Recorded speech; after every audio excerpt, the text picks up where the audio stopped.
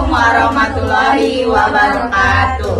Halo teman-teman. Kami dari kelompok 5. Kami akan melakukan praktikum IPA di SD, modul 6 KP1, jenis dan bentuk gelombang.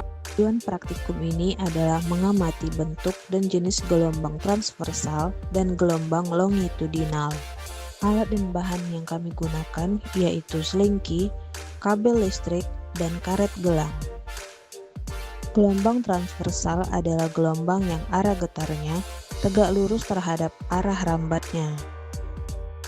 Bisa kita lihat dalam gelombang ini partikel media bergerak naik turun atau ke samping, sementara gelombang itu sendiri bergerak dalam arah horizontal. Sumbu horizontal atau T menunjukkan waktu atau posisi sepanjang arah rambat gelombang. Sumbu vertikal atau Y menunjukkan simpangan partikel dari posisi seimbang. Titik A, C, E, G, dan I di garis tengah merupakan titik seimbang atau partikel tidak menyimpang. Titik B dan F berada di atas garis tengah merupakan puncak gelombang atau bukit, simpangan maksimum positif.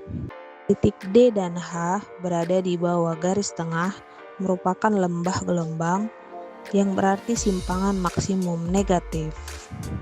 Kita akan mencoba memasukkan karet gelang ke tengah selingki. Ketika selingki digoyangkan, gelombang transversal masih terbentuk. Karet gelang ikut bergerak naik turun mengikuti arah getar partikel selingki. Hal ini menunjukkan bahwa gelombang transversal tidak memindahkan partikel, hanya membuatnya berosilasi. Sekarang kita akan mencoba gelombang transversal pada bahan kabel listrik yang lentur. Tampak kabel bergerak naik turun, tidak berpindah tempat secara keseluruhan. Hal ini menunjukkan bahwa gelombang transversal juga bisa terjadi pada medium lentur seperti kabel.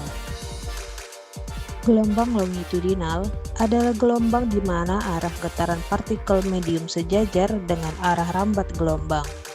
Artinya, partikel dalam medium bergerak maju mundur searah dengan perambatan gelombang. Dorong ujung selingki ke depan dan ke belakang secara horizontal. Maka pada selingki akan terlihat rapatan dan renggangan. Rapatan terjadi dengan tekanan tinggi, di mana daerah partikel saling mendekat. Renggangan terjadi di tekanan rendah, di mana daerah partikel saling menjauh. Jika menggunakan karet gelang yang disisipkan di antara selingki, maka karet gelang akan bergerak maju mundur, bukan naik dan turun.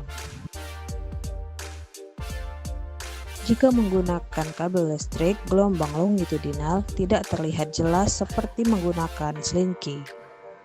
Gelombang longitudinal terjadi ketika partikel-partikel dalam suatu medium berosilasi searah dengan arah rambat gelombang.